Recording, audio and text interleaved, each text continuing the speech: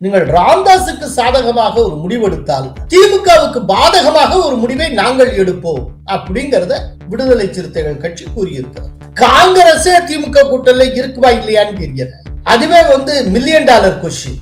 BJP ADMK கேடர்ஸும் ஜெல்லாவாங்களா நம்ம கேட்டுக்கிட்டு இருந்தோம். அரசியல் எப்படி மாறுது பாருங்க. இன்னைக்கு இந்த கேள்வியை நம்ம திமுகவை பார்த்து கேட்கிறோம். திமுகவும் காங்கிரஸ் ஜெல்லாகுமா இனிமே?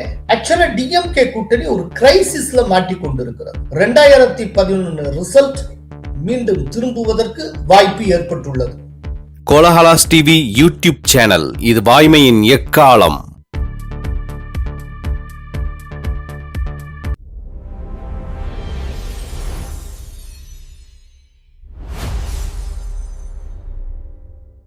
கூட்டணியில் யார் யார் என்பதை திமுக தலைமை முடிவெடுக்கும் என செல்வ பெருந்தகை கூறியிருக்கிறாரே. வணக்கம் நண்பர்களே. புதிய தலைமுறை தொலைக்காட்சிக்கு தமிழக காங்கிரசுடைய தலைவர் செல்வ பெருந்தகை பிரத்யேக பேட்டி ஒன்று தந்திருக்கிறார். அந்த பேட்டியில அவர் என்ன சொல்லி இருக்கிறார் அப்படின்னா, திமுக கூட்டணியில் யார் இடம்பெற வேண்டும் என்பதை திமுக தலைமைதான் முடிவு செய்யும். ஏன்னா திமுக தலைமைதான் தமிழகத்தில் இருக்கிற அந்த கூட்டணியின் தலைமை. எனவே கூட்டணியின் தலைவர் தான் அதை முடிவு செய்ய முடியும். சோ அதன்படி ஸ்டாலின் தான் முடிவு செய்வார் கூட்டணி யார் என்ன அப்படிங்கறதெல்லாம் அப்படின்னு அவர் சொல்லி இருக்கிறார். அதுக்கப்புறம் இப்ப விடுதலை சிறுத்தைகள் வேற ஒரு டோன்ல பேசிட்டு இருக்காங்களே, ராமதாஸ் வந்தால் நாங்கள் இருக்க மாட்டோம்னு சொல்றாங்களே அப்படின்னு சொல்லி நண்பர் விஜயன் கேள்வி கேட்கிறார். அதற்கு செல்வ பெருந்தகை என்ன சொல்லி இருக்கிறார்னா, ஒரு காலத்துல அவங்க 2 பேரும் சேர்ந்து இயங்கினவங்க தான். தமிழ் பாதுகாப்பு இயக்கம்ங்கிற பேர்ல சேர்ந்தே செயல்பட்டு இருக்காங்க. அதே போல விடுதலை சிறுத்தைகள் கட்சியினுடைய கொடியை ராமதாஸ் ஏற்றி வைத்திருக்கிறார். வன்னியர் சங்கத்தினுடைய கொடியை திருமாவளவன் ஏற்றி வைத்திருக்கிறார். அதனால ஒரு காலத்துல இணக்கமாக செயல்பட்டவர்கள் தான். அதனால தேவை என்று வருகிற போது 2 பேரும் பேசி முடிவெடுக்கலாம், அதுல ஒன்றும் பிரச்சனை இல்லை அப்படின்னு செல்வ பெருந்தகை கூறியிருக்கிறார். இந்த இன்டர்வியூக்கு சில நாட்களுக்கு முன்னால விடுதலை சிறுத்தைகளுடைய தலைவர் திருமாவளவன் ஒரு எக்ஸ்க்ளூசிவ் இன்டர்வியூ அதே புதிய தலைமுறைக்கு வழங்கியிருந்தார். அதுல அவர் தெளிவாக சொல்லியிருந்தார், கூட்டணியில் யார் வர வேண்டும் அப்படிங்கறத கூட்டணி தலைமைதான் முடிவு செய்யும். எனவே திமுக தலைவர் ஸ்டாலின் தான் அது குறித்து முடிவு செய்வார். பட் அதே நேரத்துல பிஜேபியும் பிஎம்கேயும் இருக்கும் இடத்தில் நாங்கள் இருக்க மாட்டோம் என்கிற முடிவு எப்போதோ எடுத்த முடிவு, பல ஆண்டுகளுக்கு முன்பே எடுத்த முடிவு. அது எங்கள் நிலைப்பாடு. அந்த நிலைப்பாட்டை நாங்கள் மாற்றிக்கொள்ள மாட்டோம். ஒருவேளை எங்கள் நிலைப்பாட்டுக்கு எதிராக திமுக தலைமை முடிவெடுத்தால் திமுக கூட்டணியில் நாங்கள் தொடர முடியாது, அந்த கூட்டணியில் இருந்து விலகுவதை தவிர வேறு வழி இல்லை என்று அவர் தெளிவாக கூறியிருந்தார். சோ இப்ப செல்வ பெருந்தகை இன்டர்வியூக்கும் திருமாவுடைய இன்டர்வியூக்கும் இடையில இருக்கக்கூடிய ஒரு முக்கியமான சிமிலாரிட்டி என்ன அப்படின்னா, கூட்டணியில் யார் இடம்பெறுவது என்பதை ஸ்டாலின் தான் தீர்மானிப்பார் அப்படிங்கிறது ஒரு சிமிலாரிட்டி. முரண்பாடு எந்த இடத்துல வருது அப்படின்னா, ஒரு காலத்துல அவங்க சேர்ந்து இயங்கினவங்க தானே, அதனால சேர்ந்து இயங்கிறதுக்கான ஒரு ஸ்கோப் இருக்கு அப்படிங்கிற ஒரு நம்பிக்கையை செல்வ பெருந்தகை கொடுக்கிறார். அதே நேரத்துல திருமாவளவன் கேட்டகாரிக்கலா அந்த நம்பிக்கையை சிதறடித்து விடுகிறார். ராமதாஸ் உள்ள வந்தாச்சுன்னா சேர்ந்து இயங்கிறது அப்படிங்கிற பேச்சுக்கே இடமில்லை. இது பல ஆண்டுகளுக்கு முன்பே எடுத்த முடிவு. கிட்டத்தட்ட ஒரு 14 ஆண்டுகளுக்கு முன்பு அவங்க எடுத்த முடிவு இன்னைக்கு வரைக்கும் அந்த தொடர்றாங்க. அந்த முடிவில் மாற்றம் இல்லை அப்படிங்கறதுல திருமாவளவன் உறுதியாக இருக்கிறார். இப்ப செல்வ பெருந்தகை சொன்னது போல இந்த 14 ஆண்டுகளுக்கு முன்பு அவங்க சேர்ந்து இயங்கி இருக்கலாம் சில காரணங்களால. ஆனால் இப்போது சேர்ந்து இயங்குவதற்கு தயாராக இல்லை என்பதை திருமாவளவன் தெளிவாக சுட்டிக்காட்டி இருக்கிறார். திருமாவளவன் தன்னுடைய இன்டர்வியூல இந்த விஷயத்தை சொல்றதுக்கு ஒரு வாரத்துக்கு முன்னால ஸ்ரீவில்லிபுத்தூரில் பேசிய வன்னியரசு இதே விஷயத்தை சொல்லியிருந்தார். மதவாத பிஜேபியோடும் ஜாதியவாத பாமகவோடும் நாங்கள் சேர்ந்து இயங்க மாட்டோம் அப்படின்னு அவர் சொல்லியிருந்தார். இது அவருடைய பிரேஸ். சோ பிஜேபியும் பிஎம்கேயும் இருக்கக்கூடிய இடத்தில் திருமா இருக்க மாட்டார். இதை வன்னியரசு உறுதி செய்திருக்கிறார், திருமாவும் உறுதி செய்திருக்கிறார். இப்போ செல்வ பெருந்தகையுடைய இன்டர்வியூ வந்ததுக்கு அப்புறம் திருப்பூர் ஒரு எம்எல்ஏவான விடுதலை சிறுத்தைகள் கட்சியை சார்ந்த எஸ் பாலாஜி எக்ஸ்பதிவு மூலம் எதிர்வினையாற்றி இருக்கிறார். அவர் என்ன சொல்லி இருக்கிறார்னா, பிஜேபி இருக்கும் இடத்திலும் பிஎம்கே இருக்கும் இடத்திலும் நாங்கள் இருக்க மாட்டோம் என்கிற நிலைப்பாட்டை தேவை என்றால் தளர்த்திக் கொள்வோம் அப்படிங்கிற மாதிரியான தோற்றத்தை உருவாக்குவது அநாகரிகமான அரசியல் அப்படின்னு சொல்லி செல்வ பெருந்தகைக்கு பதில் சொல்லி இருக்கிறார்.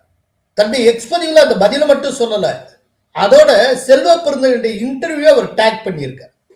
ஆக செல்வ பெருந்தகையுடைய இன்டர்வியூ வந்த உடனேயே விடுதலை சிறுத்தைகள் தரப்புல அதுக்கு ஒரு கடுமையான எதிர்வினை நிகழ்ந்திருக்கிறது. அப்படின்னா விடுதலை சிறுத்தைகள் ரொம்ப தெளிவான ஒரு முடிவில் இருக்கிறார்கள். ஒண்ணு நாங்க இருக்கணும், இல்லாட்டி ராமதாஸ் இருக்கணும். ராமதாஸ் இருந்தால் நாங்கள் இருக்க மாட்டோம்.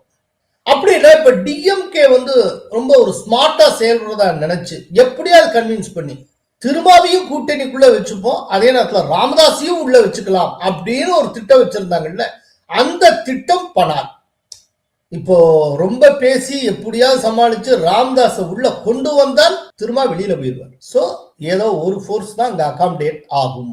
அப்படின்னா இத வேற ஒரு விதமா இன்டர்பிரட் பண்றதுன்னா, வன்னியர்களின் பிரதிநிதியாக இருக்கக்கூடிய ஒருவர் வந்தா பட்டியல் சமூகத்தவரின் பிரதிநிதியாக இருக்கிற ஒருவரை இழக்க வேண்டியிருக்கும். அப்படிங்கிறப்ப இவங்க ரொம்ப ஸ்மார்ட்டா சோசியல் இன்ஜினியரிங் அப்படிங்கிற பேர்ல எல்லாத்தையும் அகாமடேட் பண்றது அதெல்லாம் முடியாது, நடக்காது. திருமாவளவன் தன்னுடைய இன்டர்வியூல இந்த வார்த்தையை சொல்லி, இந்த சோசியல் இன்ஜினியரிங் வார்த்தை, இந்த சோசியல் இன்ஜினியரிங் அப்படிங்கிற பேர்ல சும்மா எல்லாத்தையும் கூட்டி வைக்கிறது, அந்த விஷயத்துல எங்களுக்கு உடன்பாடு இல்லை. சும்மா தேர்தலுக்கு தேர்தல் நாங்க நிலைப்பாட்டெல்லாம் மாற்றிட்டு இருக்க முடியாது. அப்படி மாற்றி கொண்டு இருந்தா எங்களுடைய கிரெடிபிலிட்டி போயிடும். இவ்வளவும் அவர் சொல்லியிருந்தார். சோ இப்ப இந்த விடுதலை சிறுத்தைகள் கட்சிக்கும் ராமதாஸ் அவர்களுக்கும் இடையில், விடுதலை சிறுத்தைகள் கட்சிக்கும் திமுகவுக்கும் இடையில் குஷன் பண்றதுக்கான ஒரு குஷனிங் எஃபெக்டாக செல்வ பெருந்தகையை பேச விட்டது திமுக தலைமை.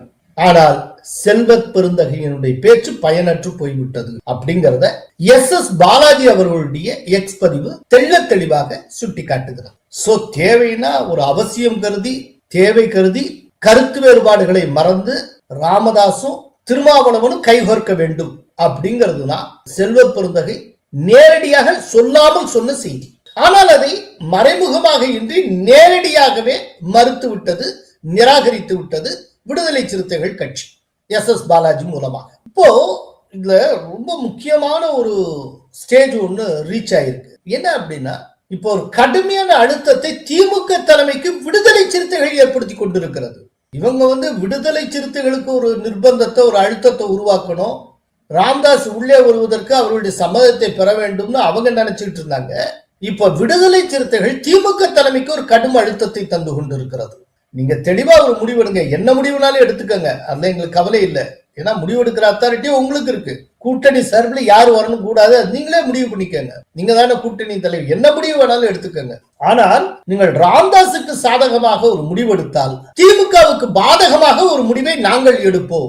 எங்கள் கட்சி எங்கே இருக்க வேண்டும் என்பது குறித்து முடிவெடுப்பதற்கான சுதந்திரம் எங்களுக்கு உள்ளது அப்படிங்கறத தெள்ள தெளிவா பிசிறே இல்லாமல் விடுதலை சிறுத்தைகள் கட்சி கூறியிருக்கிறது. புதிய தலைமுறை இன்டர்வியூ அது ரொம்ப தெளிவாகவே திரும்ப சொல்லுகிறார். எங்கள் கட்சி என்ன முடிவு எடுக்க வேண்டும் என்பதை எங்கள் நோக்கத்துக்கு எடுக்கக்கூடிய சுதந்திரம் எங்களுக்கு உண்டு அப்படிங்கறத அவர் சொல்லி இருக்கிறார். ஆக ஒரு பெரும் இடியாப்ப சிக்கலில் திமுக மாட்டிக்கொண்டு முழிக்கிறது. ஒருவேளை அதனாலதான் அவங்க இன்னும் பேச்சுவார்த்தையை தொடங்கலையா, அதுவும் தெரியல. சில ஊடகங்கள்லாம் என்னன்னா, டிஎம்கே பேச்சுவார்த்தை தொடங்காதத ஒரு ராஜதந்திரத்தின் ஒரு பகுதி போல சித்தரித்து கொண்டிருக்கின்றன. ஆக்சுவலா அப்படியே இன்டர்பிரேட் பண்ணலாம். இப்ப காங்கிரஸ்ல இருந்து எல்லாரையும் ஆற போட்டு காய விட்டு மெதுவா நெகோசியேஷன் டேபிளுக்கு கூப்பிடுறப்போ அவங்களுடைய பார்கெனிங் பவர் குறையும் அப்படிங்கிற அது ஒரு பார்வை. ஆனால் இப்ப இருக்கிற சூழ்நிலையை பார்த்தா ஆக்சுவலா டிஎம்கே கூட்டணி ஒரு கிரைசிஸ்ல மாட்டிக்கொண்டிருக்கிறது. தன்னுடைய கூட்டணியில் இருக்கக்கூடிய முக்கியமான பொலிட்டிக்கல் போர்சஸை தக்க வைத்துக் கொள்வதற்கு அது போராடி கொண்டிருக்கிறது. நேற்றுக்கு வரைக்கும் எந்த நிபந்தனையும் இல்லாமல் கொடுத்த சீட்டை வாங்கிட்டு போனவங்க இன்னைக்கு நிபந்தனை விதிக்க தொடங்கி இருக்கிறார். எனக்கு இவ்வளவு கொடுங்க போதும் அப்படின்னு சொல்றதை தாண்டி நாங்க கூட்டணியில இருக்கணும்னா இன்னார் கூட்டணிக்குள்ள வரக்கூடாதுன்னு சொல்லக்கூடிய அளவுக்கு ஒரு கடுமையான முன் நிபந்தனைகளை திமுக தலைமை எதிர்கொண்டு இருக்கிறது. இப்ப அதனாலதான் யாரு எந்த அளவுக்கு பிரஷர் கொடுக்கிறா, எங்கெங்க இருந்து என்ன விதமான ப்ரீ கண்டிஷன்ஸ் வருது, இது எல்லாத்தையும் சார்ட் அவுட் பண்ணி ஒரு ஐடியாவுக்கு ஒரு வகதொகைக்கு வந்தால்தான் அடுத்தாப்புல நெகோசியேஷன் டேபிள்லயே உட்கார முடியும். அதனாலதான் டிஎம்கே சைட்ல ஒரு டிலே நடக்கிறதோ, அது ஒரு நெருக்கடிக்கு ஆளாகி இருக்கின்ற காரணத்தினால் திமுக தலைமை பேச்சுவார்த்தையை தொடங்க தாமதம் செய்கிறதோ என்கிற சந்தேகம் எனக்கு எழுகிறது. இப்போ புதுக்கோட்டையில கடந்த 6ஆம் தேதி செய்தியாளர்கிட்ட பேசிய கார்த்தி சிதம்பரம் சொல்லி இருக்கிறார், ராகுல் காந்தியை கனிமொழி மீட் பண்ணி 9 நாள் ஆச்சு, இன்னும் பேச்சுவார்த்தைக்கான குழுவையே நியமிக்கல, அமைக்கல. அப்படின்னா இது எப்படிங்க பாக்குறது? இவ்வளவு அலட்சியமா இருக்காங்கன்னு அவர் சொல்றாரு. இது எங்க கிட்ட ஆக்சுவலா கேட்க கேள்வி திராவிட முன்னேற்ற கழகத்தோட கேட்க வேண்டும். ஏன்னா திராவிட முன்னேற்ற கழகத்துடைய பாராளுமன்ற குழுவினுடைய தலைவி திருமதி கனிமொழி அவர்கள் எங்களுடைய எதிர்கட்சி தலைவரோட நேரடியாக பேச்சுவார்த்தை நடத்தினார்கள். இந்த பேச்சுவார்த்தை நடத்தி 9 நாள் ஆகிப்போச்சு. ஒரு குழு அமைக்கிறேன்னு சொன்னாங்க, இன்னும் குழு அமைக்கல. எங்க சைட்ல குழு ரெடியா இருக்கு பேசுறதுக்கு. நாங்க 5 பேர் குழு நாங்க வச்சிருக்கிறோம். அவங்க குழு அமைச்சுட்டா நாங்க பேசுறோம். குழு அமைக்காதது தாமதம் செய்வது திராவிட முன்னேற்ற கழகம். அதனால நீங்க அவங்களதான் கேட்கணும். மாணிக்கம் தாக்கூர் என்ன சொல்றாரு அப்படின்னா, பேச்சுவார்த்தை நடத்துவதற்கு காங்கிரஸ் குழு அமைத்து 36 நாட்கள் கடந்து போய்விட்டன, இன்னமும் பேச்சுவார்த்தைக்கான குழுவை தன்னுடைய தரப்பில் திமுக தொடங்கவே இல்லை, ஃபார்ம் பண்ணவே இல்லை. பேச்சுவார்த்தைக்கான குழு அது ஃபார்ம் பண்ணவே இல்லை அப்படின்னு அவர் சொல்லுகிறார். திமுகவுடைய கூட்டணிங்கிறதுக்கு குழு அமைச்சாச்சு. திமுகவுடைய குழு பேச்சுவார்த்தை தொடங்கிருக்கோம். 36 நாளாக காங்கிரஸ் கட்சி காத்திருக்கிறது அவர்களுடைய குழுக்காக. காங்கிரஸ் கட்சியை பொறுத்த மட்டும் எப்பொழுதுமே பொறுமையாக இருக்கிற கட்சி. எங்களை பொறுத்த மட்டும் நண்பர்களை அவமானப்படுத்தாதவர்கள், நாங்கள் தோழமைகளை நாங்கள் மதிப்பவர்கள். அதற்காகத்தான் 36 நாளாக காத்துக்கிட்டு இருக்கோம். இத்தனைக்கும் கடந்த 3ஆம் தேதி பேச்சுவார்த்தைக்கான குழு ஓரிரு நாட்களில் அமைக்கப்பட்டு விடும் அப்படின்னு ஸ்டாலின் அவர்களே கூறியிருந்தார். ஆனா ஒன்னும் நடக்கல. அப்படின்னா இதை டோட்டலா எப்படி பார்க்கணும்? ஒரு விஷயம் புரிகிறது, திமுக தலைமை ஒரு டிஜெக்ஷன், ஒரு விரக்தியில் இருப்பது போல தெரிகிறது. முதல்ல இன்டர்னலா ஏற்பட்டு இருக்கக்கூடிய பல்வேறு பிரச்சனைகளை சரி செய்து விட்டு அதுக்கப்புறம் பேச்சுவார்த்தைக்கான ஒரு குழுவை நியமிக்கலாம் என்று கருதுகிறது. இதுக்கிடையில இன்னொன்னும் சொல்றாங்க, ஒரு தியரி. அது என்ன அப்படின்னா, இந்த மந்த் எண்டுக்குள்ள அநேகமா எலெக்ஷன் டேட்டா அனௌன்ஸ் பண்ணிடுவாங்க, இல்லைன்னா மார்ச் 1st வீக் வாக்குல எலெக்ஷன் டேட்டா அனௌன்ஸ் பண்றதுக்கு வாய்ப்பு இருக்கு. அப்படின்னா இந்த எலெக்ஷன் டேட்டா அனௌன்ஸ் பண்றதுக்குள்ள அரசுடைய திட்டங்களை தொடங்கி வைக்கிறது, மக்கள் தொடர்பான நிகழ்வுகள், இது எல்லாத்துக்கும் முன்னுரிமை கொடுத்து முதல்ல இதெல்லாம் முடிச்சிருவோம். ஏன்னா ஒன்ஸ் எலெக்ஷன் டேட்டா அனௌன்ஸ் பண்ணிட்டா புதிய திட்டங்களை அறிவிக்கவே முடியாது. அதனால இப்பவே பேச்சுவார்த்தைக்கு போய் அந்த பேச்சுவார்த்தையில முன்ன பின்ன இருக்கும். நம்ம முதல்ல ஒரு சீட்டை கொடுப்போம், கொடுத்தா அவங்க வேண்டாம்பாங்க, வேணும்பாங்க, இப்படியே தள்ளுமுள்ளெல்லாம் போகும். இந்த ஒவ்வொரு விஷயமும் கடைசியில மீடியால அடிபட்டுக்கிட்டே இருக்கும். இந்த மாதிரி விஷயங்கள் மீடியால அடிபட டிஎம்கே பலவீனப்பட்டது போன்ற ஒரு தோற்றம் கிடைத்து. இது இப்படி ஒரு பார்வை டிஎம்கே தலைமைக்கு இருப்பதாக கூறப்படுது. ஆனா எனக்கு என்ன புரியலைன்னா, சரி ரொம்ப பாசிட்டிவா இந்த எலெக்ஷன் டேட்டா அனௌன்ஸ் பண்ற வரைக்கும் இப்படியே கொண்டு போயிடுறாங்க, அதுக்கப்புறம் நெகோசியேட் பண்ணித்தானே ஆகணும். அப்ப பேச்சுவார்த்தையில தோல்வி அடைஞ்சா அது மீடியாவுக்கு வரத்தானே செய்யும். அப்ப மட்டும் என்ன நெகட்டிவா எதுவுமே வராதுங்கிறதுக்கு என்ன உத்தரவாதம் இருக்கு? ஏதோ ஒரு ஸ்டேஜ்ல இந்த பிரச்சனையும் குழப்பத்தையும் ஃபேஸ் பண்ணித்தானே ஆகணும். இருந்தாலும் திமுக தலைமை ஏதோ ஒரு விதமாக கணக்கு போட்டு கொண்டு இருக்கிறது. அது பேச்சுவார்த்தையை தொடங்காததுக்கு காரணங்கள் சொல்லி ஒரு 3 விஷயங்களை இப்ப பட்டியல் போடலாம். ஒண்ணு, எலெக்ஷன் டேட்டா அனௌன்ஸ் பண்றதுக்குள்ள அரசு தொடர்பான அறிவிப்புகள், நிகழ்ச்சிகள் இதை முடிச்சிடணும், இது ஒரு காரணமா இருக்கலாம். இரண்டாவது, இப்ப கூட்டணிக்குள்ளேயே பெரும் குழப்பமும் குத்துவெட்டும் போய்கொண்டிருக்கிறது. இன்னார் இருக்க வேண்டும், இருக்கக்கூடாது என்கிற மாதிரி எல்லாம் வெளிப்படையாகவே பேச தொடங்கி இருக்கிறார்கள். அப்போ இன்டர்னலா இதை சார்ட் அவுட் பண்ணிட்டு அதுக்கப்புறம் போவோம் அப்படிங்கிறது. மூன்றாவது, ரொம்ப ஆற போட்டு பேச்சுவார்த்தைக்கு காங்கிரஸை அழைப்பதன் மூலம் இப்ப காங்கிரஸ் கை உயர்ந்திருக்கிற மாதிரி ஒரு தோற்றம் கிடைச்சிருக்குல, அதை மட்டுப்படுத்த முடியும், கொடுக்கிற சீட்டை வாங்கிட்டு போக வைக்க முடியும் அப்படின்னு டிஎம்கே தலைமை கணக்கு போடுகிறது. திருமாவளவன் தனது நிலைப்பாட்டை தெளிவாக கூறிய பிறகும் விசிகவும் பாமகவும் ஒரு காலத்தில் ஒன்றாக இயங்கியவர்கள் தானே என செல்வ பெருந்தகை ஏன் கூறுகிறார்? ஏன் கூறுறாருன்னா, ஒரு காலத்துல எப்படி இருந்தது அதே போல இப்ப தேவை கருதி, அவசியம் கருதி திரும்ப சேர்றதுக்கு முயற்சி பண்ணுங்க அப்படின்னு தன்னுடைய தனிப்பட்ட அழைப்பாக அவர் கூறுகிறார். பல ஆண்டுகளுக்கு முன்பு ஒரு நிலைப்பாடு எடுத்துட்டேன்னு சொல்றீங்க, பாமகவும் பிஜேபி இருக்கிற இடத்துல நாங்க இருக்க மாட்டோம்னு ஒரு நிலைப்பாட்டை எடுத்துட்டதா சொல்றீங்க. அந்த நிலைப்பாட்டை மறந்துட்டு மீண்டும் கடந்த காலத்தை நோக்கி செல்லுங்கள் அப்படின்னு ஒரு அரிய ஆலோசனையை செல்வ பெருந்தகை வழங்கி இருக்கிறார். ஆனால் அந்த ஆலோசனைக்கு விடுதலை சிறுத்தைகள் தரப்புல என்ன மரியாதை தரப்படும் அப்படிங்கறத எஸ் பாலாஜி எம்எல்ஏ அவர்களுடைய எக்ஸ் பதிவு நமக்கு வெளிச்சம் போட்டு காட்டியது. திமுக கூட்டணியில் ஏற்பட்டுள்ள குழப்பத்திற்கு பாஜகவின் மீது பாய்கிறாரே செல்வ பெருந்தகை. இதுதான் அவங்க தரப்புல எதுவும் சரியா இல்லை அப்படின்னா எல்லாத்துக்கும் பிஜேபியை காரணம்ன்றாங்க. மக்கள்கிட்ட ஓட்டு வாங்க முடியல, மக்கள் இவங்க பக்கம் வர்றதுக்கு தயாராக இல்லை, எதிர்த்தரப்புக்கு அதாவது பிஜேபிக்கு வாக்களிச்சுட்டாங்கன்னா உடனே வாக்கு திருட்டு நடந்தது, அதுக்கு காரணம் தேர்தல் ஆணையம், தேர்தல் ஆணையத்தை தன்னுடைய கைப்பாவையாக பயன்படுத்துகிறது பிஜேபி அப்படின்னு கொண்டு வருவாங்க. எங்கெங்கெல்லாம் பிரச்சனை வருதோ அது எல்லாத்துக்கும் இவங்களுக்கு பிஜேபி தான் காரணம். யோசிச்சு பாருங்க, காங்கிரசுக்கும் டிஎம்கேக்கு இடையில இன்னைக்கு ஏற்பட்டு இருக்கக்கூடிய முருகல் நிலைக்கு யார் காரணம்? மாணிக்கம் தாக்கூருடைய தொடர் எக்ஸ் பதிவுகள் காரணம். ரொம்ப ரொம்ப கடுமையெல்லாம் அவர் போட்டு, அதே போல ஜோதிமணி அவர்களுடைய பதிவுகள் காரணம். திமுகவை அரசியல் எதிரி என்று விமர்சிக்கக்கூடிய விஜயை காங்கிரஸை சேர்ந்த பிரவீன் சக்கரவர்த்தி மீண்டும் மீண்டும் சந்தித்தது காரணம். சோ மொத்தத்துல கம்ப்ளீட்டா காரணம் யாரு அப்படின்னா காங்கிரஸ் தலைவர்கள். அதே போல இன்னொரு பக்கம் பாருங்க, டிஎம்கே சைட்ல மதுரையில கோ தளபதி திமுக எம்எல்ஏ தளபதி பேசும்போது தொகுதிக்கு வெறும் 3000-4000 ஓட்டு வச்சிருக்கக்கூடிய ஒரு கட்சி காங்கிரஸ், பூத் ஏஜெண்டா கூட போட முடியாத ஒரு கட்சி காங்கிரஸ், இந்த கட்சிக்கு இந்த அளவுக்கு ஏத்தமா? இன்னும் வருகிற தேர்தலில், நாடாளுமன்ற தேர்தலில் இந்த மாணிக்கம் தாக்கூர், ஜோதிமணி இவர்களுக்கு சீட்டே வழங்கக்கூடாது அப்படி ரொம்ப கடுமையாக எதிர்வினையாற்றினார். நானே பேரை சொல்றேன், மாணிக்க தாக்கூர் இருக்காரு, ஜோதிமணி அவங்க எம்பி ஆயிட்டாங்க, அதனால இந்த வர்றவங்க எம்எல்ஏ ஆனா ஆகலைன்னு சொல்லி அதுல பங்கு வேணும் இதுல பங்கு வேணும்ன்றான். இதெல்லாம் தலைமை புரிஞ்சு அடுத்தவங்களுக்கு சீட்டே கொடுக்க கூடாது, நம்ம கொடுக்க விடக்கூடாது, இல்லைன்னா நம்மளால அதுக்கான வேலையை பார்ப்பாங்க. காங்கிரஸுக்கு நல்லா போனா அந்த சொன்னா தப்பா போயிடும். 3000 ஓட்டு 4000 ஓட்டு மட்டும் தான் இருக்கு, ஆள் கிடையாது. வார்டுல பூத்து கமிட்டி போறதுக்கு ஆள் இல்லாத கட்சி. அதே போல பாண்டிச்சேரியில திமுக கூட்டணி கட்சிகளின் கூட்டத்தை ஜெகத் ரட்சகன் கூட்டுகிறார், அந்த காங்கிரஸுக்கு அழைப்பே இல்லை. இன்னொரு பக்கம் காங்கிரஸ் தலைவரும் முன்னாள் முதல்வருமான நாராயணசாமி என்ன சொல்லுகிறார் அப்படின்னா, வருகிற தேர்தலில் காங்கிரஸ் தலைமையில் இந்திய கூட்டணி ஆட்சி நடைபெறும் அப்படிங்கிற சொல்லிட்டு, ஜெகத் ரட்சகன் இந்த மாதிரி கூட்டம் நடத்துனதா நீங்க சொல்றீங்க, ஆனா அப்படி ஒரு கூட்டம் நடைபெற்றதாக எனக்கு தெரியாது அப்படின்னு அவர் சொல்லுகிறார். சோ டிஎம்கேக்கும் காங்கிரசுக்கும் இடையில ஏற்பட்டிருக்கக்கூடிய இந்த முருகல் நிலை முழுக்க முழுக்க இரண்டு கட்சி தலைவர்களால், இரண்டாம் நிலை தலைவர்களால் உருவாக்கப்பட்டது. இது எந்த இடத்துல பிஜேபி இருக்கு, எந்த இடத்துல ஆர்எஸ்எஸ் இருக்கு?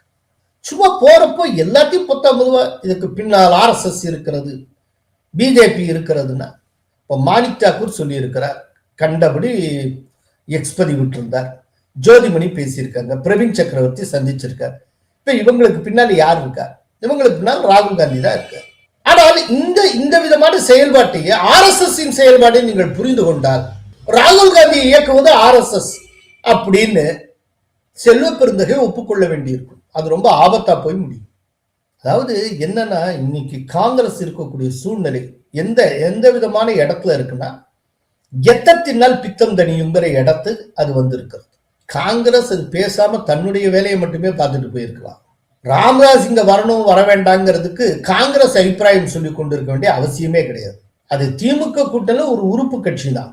எப்படி விடுதலை சிறுத்தைகளும் மற்ற கட்சியும் ஒரு உறுப்பு கட்சியோ, அது போல அது ஒரு உறுப்பு கட்சி. அது திமுகவுக்குள்ள தன்னுடைய எக்ஸிஸ்டன்ஸுக்கு பாடுபட்டால் போதுமானது.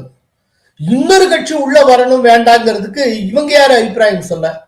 ஆனால் எப்போதுமே இந்த மாதிரியான ஒரு கிரிட்டிக்கல் சிச்சுவேஷன்ல தன்னுடைய ஸ்லீப்பர்ஸ் எல்லாம் இருக்கக்கூடிய ஏதேனும் வேறு ஒரு கட்சியை சார்ந்த தலைவரை தன் சார்பில் பேச வைக்கும் திமுக தலைமை. இது எப்போதுமே இப்படி ஒரு உத்திய கையாள்வாங்க. இப்ப டிஎம்கே சொல்ல வேண்டியதை செல்வ பெருந்தகை சொல்லிக் கொண்டிருக்கிறார். இல்ல, நம்முடைய கேள்வி என்னன்னா, செல்வ பெருந்தகை இவ்வாறு சொல்லுவதற்கு அவருடைய காங்கிரஸ் கட்சியில சப்போர்ட் உண்டா? இன்னைக்கு அவர் சொல்லுகிறார், ராமதாசும் திருமாவும் ஒரு காலத்துல சேர்ந்து இயங்கினவங்க தானே அப்படின்னு. இதே ராமதாஸ் சில மாதங்களுக்கு முன்பு செல்வ பெருந்தகை போய் சந்தித்தார். சந்திச்சுட்டு வெளியில பிரஸ்ல பேசுறப்போ ராமதாஸ் அவர்கள் திமுக கூட்டணிக்குள் வர வேண்டும் அப்படின்னு பெருசா அழைப்பு விடுத்தார். உடனே வன்னி அரசு ரொம்ப கடுமையா ரியாக்ட் பண்ணார். இந்த மாதிரி நாங்க ஒரு நிலைப்பாடு எடுத்திருக்கோம், அது எல்லாருக்கும் தெரியும், பாமக இருக்கிற இடத்துல நாங்க இருக்க மாட்டோம்னு தெரியும், தெரிஞ்சு எப்படி இந்த விதமா செல்வ பெருந்தகை அழைப்பு விடுக்கலாம் அப்படி. உடனே இம்மிடியட்டா அடுத்த நாள் ரியாக்ட் பண்ணது யாருன்னா மாணிக்கம் தாக்கூர், காங்கிரஸ் எம்பி. அவர் சொன்னார், நான் காங்கிரசினுடைய கோர் கமிட்டிட்டே பேசினேன், ராமதாஸை போய் பார்க்க சொல்லி செல்வ பெருந்தகைக்கு காங்கிரஸ் மேலிடம் உத்தரவிடவில்லை. காங்கிரஸ் மேலிடம் சொல்லாத நிலையில இவர் எதற்காக போய் ராமதாஸை பார்த்தார்? கூட்டணியில் குழப்பத்தை கொண்டு வராதீர்கள் அப்படின்னு சொல்லி செல்வ பெருந்தகைக்கு மாணிக்கம் தாக்கூர் கடுமையாக எதிர்வினையாற்றி இருந்தார். சோ ராமதாஸ் சந்திச்சதையே ராகுலுக்கு நெருக்கமான காங்கிரஸ் எம்பிக்கள் விரும்பல. இப்ப மாணிக்கம் தாக்கூர் சொல்றத ராகுல் காந்தி சொல்வதாகத்தான் நாம் கருத வேண்டி இருக்கிறது. ஏன்னா அவர் அதாவது மாணிக்கம் தாக்கூர், ஜோதிமணி எல்லாம் ராகுல் காந்தியோட முதல் வட்டத்தை சார்ந்த எம்பிக்கள். ராகுல் காந்தியோட சம்மதம் இல்லாமல் இவ்விதம் பேசவோ பதிவிடவோ மாட்டார்கள்.